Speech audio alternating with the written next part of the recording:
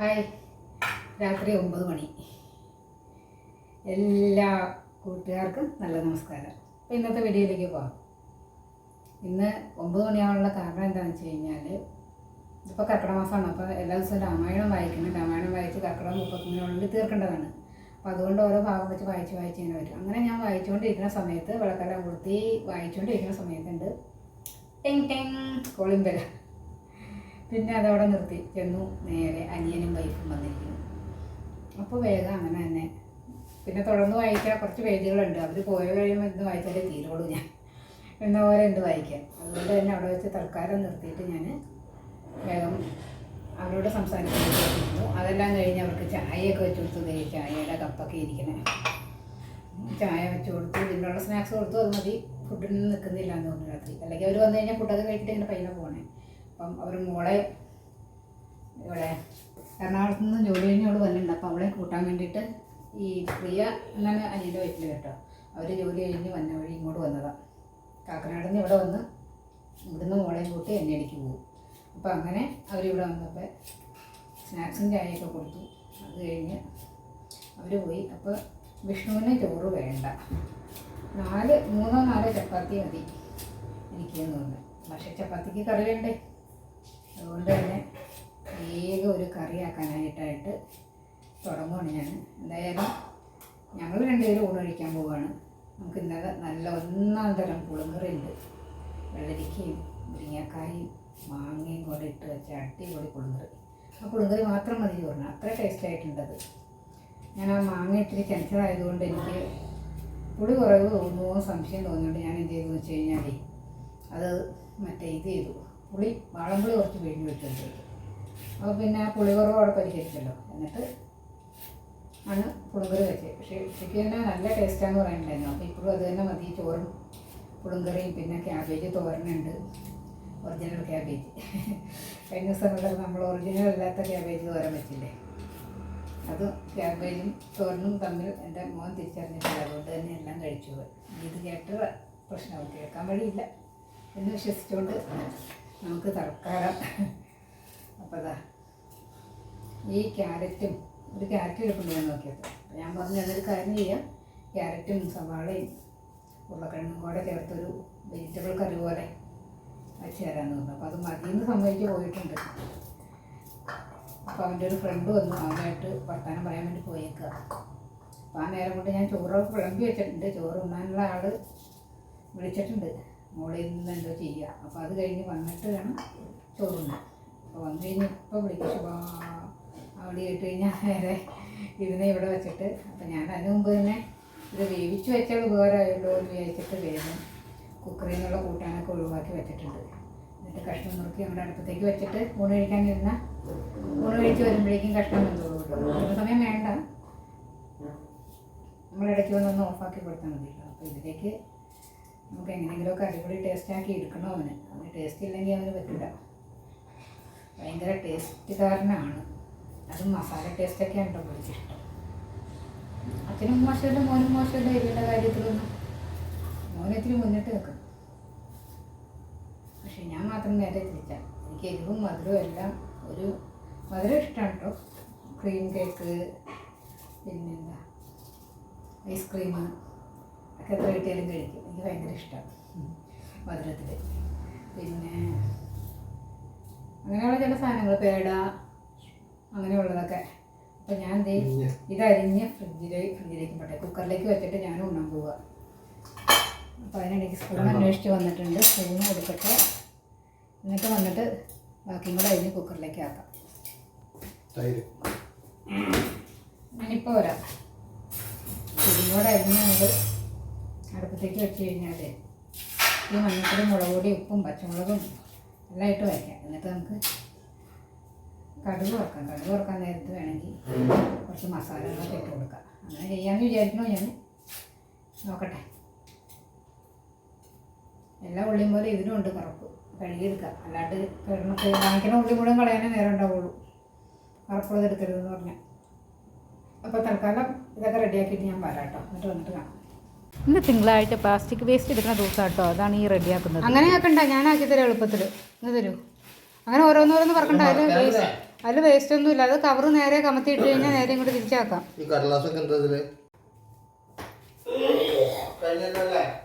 ആ 3 മുറിയിൽ മുകളിലത്തെയും പിന്നെ നമ്മുടെ റൂമിൻ്റെയും പിന്നെ ഇവിടെ വർക്ക് ഏരിയയിൽ 3 കൊടുത്തില്ലേ? അത്രേ ഉള്ളൂ. ലുലു പോയപ്പോൾ വാങ്ങിച്ചതല്ലേ തീർന്നൂടെ. ലാസ്റ്റ് 1 ഇത്രയും പൊടി കൂടെ ഉണ്ട്. ലാസ്റ്റ് 1 എന്നല്ല പറയണ്ടേ, പാക്കറ്റുകൾ കുറേ കുറേ ഉണ്ടാക്കിയ പാക്കറ്റ് തന്നെയാണ്.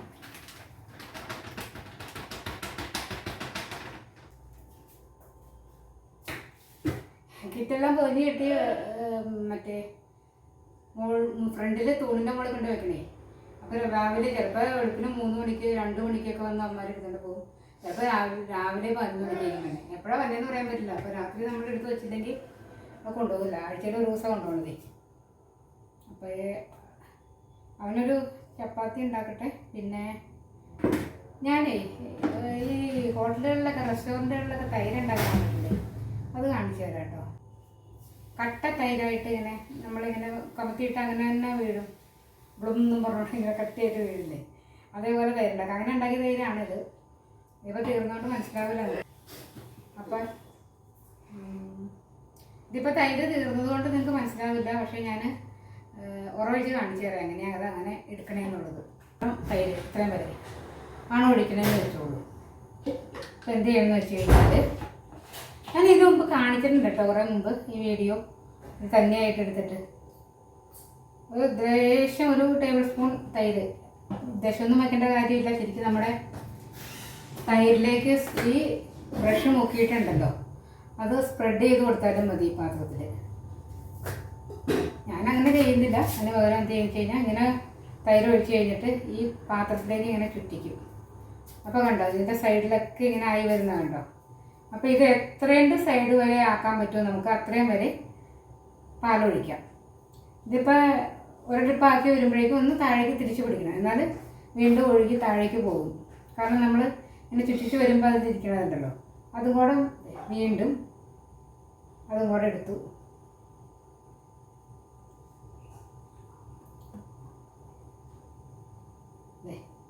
കറക്റ്റ് ഈ പാത്രം ഞാൻ പറഞ്ഞ ലെവലിന് തൈരയക്കണമല്ലോ.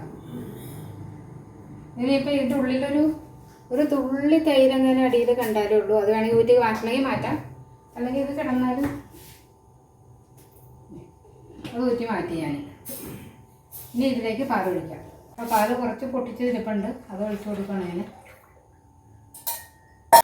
ഇനി നമുക്ക് ഈ പാല് ബാക്കി ഇതുണ്ട് കവറിലുണ്ടല്ലോ, അതുകൂടി ഒഴിച്ചു കൊടുക്കാം.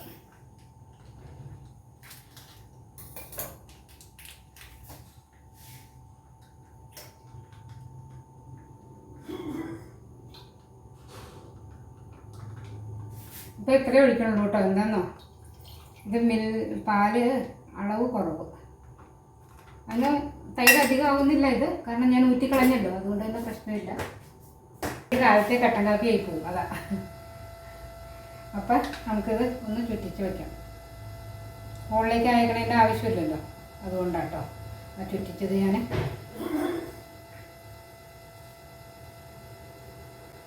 ഇനി നമുക്ക് രാവിലെ കാണാം കേട്ടോ ഈ കട്ട തൈരായിട്ട് ഇരിക്കുന്നത് എങ്ങനെയാണെന്നുള്ളത്. ഇതോടെ ഇരിക്കട്ടെ. ഞാൻ ആ പാല് മുഴുവനും ഉറഴിക്കാൻ പറ്റുമെന്ന് വിചാരിച്ചിരുന്നേ. പക്ഷേ നമ്മുടെ എന്താ പറയുക അളവ് വ്യത്യാസം വന്നതാണത്. പാത്രത്തിൻ്റെ അളവും പാലിൻ്റെ അളവും തമ്മിൽ. ഇനിയിപ്പോൾ ഞാൻ എന്തായാലും ചപ്പാത്തി ഉണ്ടാക്കട്ടെ. ഇത് ദിവസം ഇങ്ങനെ കാണിച്ചിട്ട് കാര്യമൊന്നുമില്ലല്ലോ. പിന്നെ ഇത്രയൊക്കെ കേട്ടോ പണി. രാത്രിയിലത്തെ പരിപാടികൾ ഇതാണ്. എൻ്റെ ഊണ് കഴിഞ്ഞു. ഞങ്ങൾ 2 പേരും ഊണ് കഴിച്ചു. അപ്പം ഞങ്ങൾ 2 പേരും ഊണ് കഴിച്ചു. ഇനിയിപ്പം ഈ 2 ചപ്പാത്തിയും കൂടെ ചുട്ട് വെച്ച് കഴിഞ്ഞാൽ പണി കഴിഞ്ഞു. കറി വെന്തിരിപ്പുണ്ട്. ഒരു 5-8 വിസിൽ ഞാൻ വരുത്തി. അല്ലാണ്ട് അത് വേവില്ല. വേവായില്ല, പച്ചക്കറിയല്ലേ, പക്ഷേ ഉടയില്ല. നല്ലോണം ഉടഞ്ഞോട്ടേന്ന് കരുതിയിട്ട് നല്ലോണം വിസിൽ നമ്മൾ വരുത്തി. ഇനിയിപ്പോൾ ഇത് ചപ്പാത്തിയും കൂടെ റെഡി ആയി കഴിഞ്ഞാൽ അവൻ്റെ കാര്യമൊക്കെ അന്നെടുത്ത് കഴിച്ചോളും. വിളമ്പി കൊടുക്കണമെന്നൊന്നുമില്ല. അപ്പോൾ അന്ന് കാവലിരിക്കണം, ഞാൻ കൂട്ടിരിക്കണം, അങ്ങനെയൊന്നുമില്ല അവർക്ക്. എല്ലാ തിങ്കളാഴ്ച ഉള്ള പരിപാടിയാണ് ഈ വേസ്റ്റ് വെക്കൽ കേട്ടോ. അത് ഇടയ്ക്ക് ചില ആഴ്ചകളിൽ അവർ മാറ്റി പ്ലാസ്റ്റിക് വേസ്റ്റാണ് ഇപ്പോഴൊക്കെ വെച്ചത്, നമ്മൾ പ്ലാസ്റ്റിക് മാത്രം. അവർ വേറെ എന്താ ചെരുപ്പ്, തുണി, അതൊക്കെ വല്ല കാലത്തേ വരുള്ളൂ. കാരണം സ്ഥിരമായിട്ട് ഒരു വീട്ടിൻ്റെ ചെരുപ്പും തുണിയൊന്നും നമുക്ക് പഴയത് വരില്ലല്ലോ. അതുകൊണ്ട് തന്നെ വല്ലപ്പോഴും അത് എടുക്കുകയുള്ളൂ. സ്ഥിരം പ്ലാസ്റ്റിക് ഫുഡ് വേസ്റ്റ്, സ്ഥിരം പ്ലാസ്റ്റിക് ഇല്ല സോറി, സ്ഥിരം ഫുഡ് വേസ്റ്റ്, ആഴ്ചയിൽ ഒരു ദിവസം പ്ലാസ്റ്റിക്. അപ്പോൾ ചപ്പാത്തിക്ക് കുഴച്ചു ഞാൻ. ഇതിപ്പോൾ നേരത്തെ ആയി പോയേനെ. അവർ വന്ന് വർത്തമാനം പറഞ്ഞിരുന്നു, പിന്നെ അത് കഴിഞ്ഞിട്ട് ബാക്കി രാമായണം പൂർത്തിയാക്കാൻ നിന്നു. അതുകൊണ്ടാണ് ഇത്ര വൈകി കേട്ടോ. ഇത്തിരി വെള്ളം കൂടിയൊന്ന് സംശയം. പൊടിയിലൊന്ന് കൈ മുക്കിയിട്ട് കുഴച്ച് കൊടുത്താൽ മതി. ഇപ്പോൾ ഇല്ലെങ്കിൽ ഇതിനെ നമ്മൾ പരത്തുമ്പോൾ പിടിക്കും. പരത്തിന പോലെയും ചപ്പാത്തി പലകെണ്ണയും ഒക്കെ പിടിക്കും. 4 ചപ്പാത്തിന്ന് അവൻ പറഞ്ഞ് കറക്റ്റ് 4 ചപ്പാത്തിയുടെ മാവുണ്ട് കേട്ടോ. ഒരു ചപ്പാത്തി ഇത്തിരി ചെറുതായി പോയിട്ടുള്ള സ്ഥലം. ഞാനിപ്പം തുടച്ചിട്ട സ്ഥലമാണ്, വീണ്ടും പൊടി വീണു. പറഞ്ഞിട്ട് കാര്യമില്ലല്ലോ. നമ്മുടെ കഷ്ണമൊക്കെ അടിച്ച് പൊളിച്ച് വെന്ത് വന്നിട്ടുണ്ട്. ഇനി അതിലേക്ക് നമ്മുടെ മസാലക്കുട്ടികളെ ഇട്ട് കൊടുക്കാം. മസാലക്കുട്ടികളെ ഇടുമ്പോൾ ശ്രദ്ധിക്കേണ്ട കാര്യം, എനിക്കിവിടെ എന്താ ചെയ്യുന്നത്, കുറച്ച് മസാല ടേസ്റ്റ് അധികം വേണം. എപ്പോഴും പറയണ പോലെ തന്നെ ഞാൻ എപ്പോഴും പറയുക. അതുകൊണ്ട്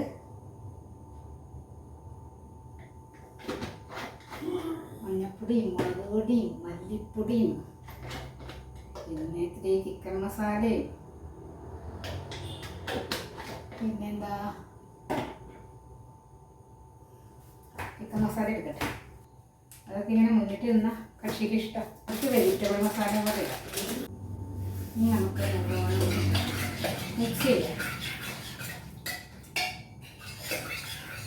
എന്നിട്ട് തിളയ്ക്കാൻ വെക്കാം, കാരണം ഇതിലേക്ക് പിടിക്കണ്ടേ.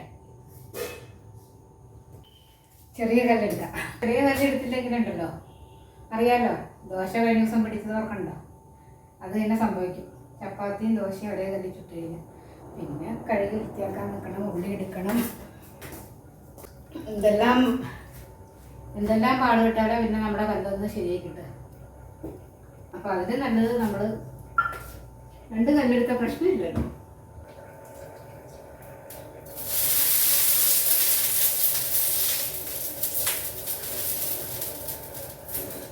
കറിയൊക്കെ തിളച്ച് വന്നു. ആ ലയിച്ചിടുമ്പോൾ മുഖം കാണില്ല. കറിയൊക്കെ തിളച്ച് വന്നു, പക്ഷെ ഉപ്പിടാൻ മറന്നുപോയി.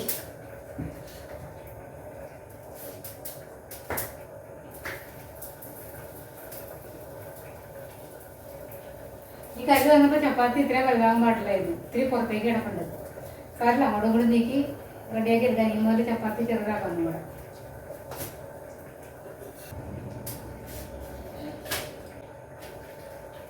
ആദ്യത്തെ ഇച്ചിരി വെട്ടം കുറവുണ്ട്, അതുകൊണ്ട് അത് ഉള്ളിൽ നിന്നു.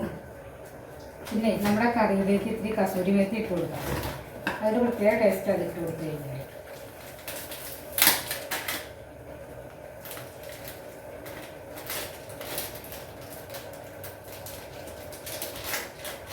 അറിയാലോ അല്ലേ കസൂരി മേത്തി എന്താണെന്ന് എല്ലാവർക്കും അറിയാലോ. ഇപ്പം ഇന്നത്തെ കാലത്ത് പാചകം യൂട്യൂബ് ഇങ്ങനെ നിറഞ്ഞു നിൽക്കണോണ്ട് അറിയാത്തവർ അപൂർവമായിരിക്കും. നമ്മുടെ ഉലുവേല ഉണങ്ങി പൊടിയായിട്ട് വെച്ചേക്കണം. അതൊന്നും കൂടെ കൈകൊണ്ട് ഇങ്ങനെ തിരിഞ്ഞിട്ട് കറിയിലേക്ക് ഇട്ട് കൊടുക്കാം.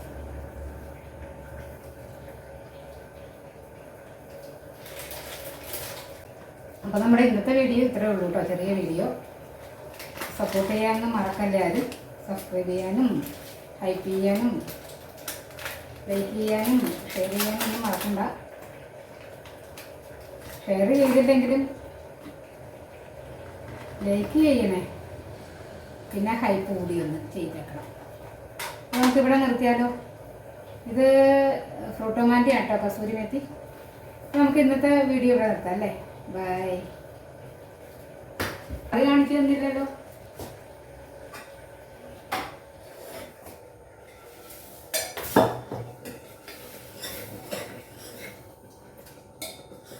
കറിയൊക്കെ നല്ല ഉടഞ്ഞ് കുറുകി പാകത്തിനായിട്ട് ഇരിക്കണ്ടേ. ഓ നല്ല കാണാൻ പറ്റുന്നുണ്ടോ? നമുക്ക് അടുത്ത് വന്ന് കണ്ടാലോ?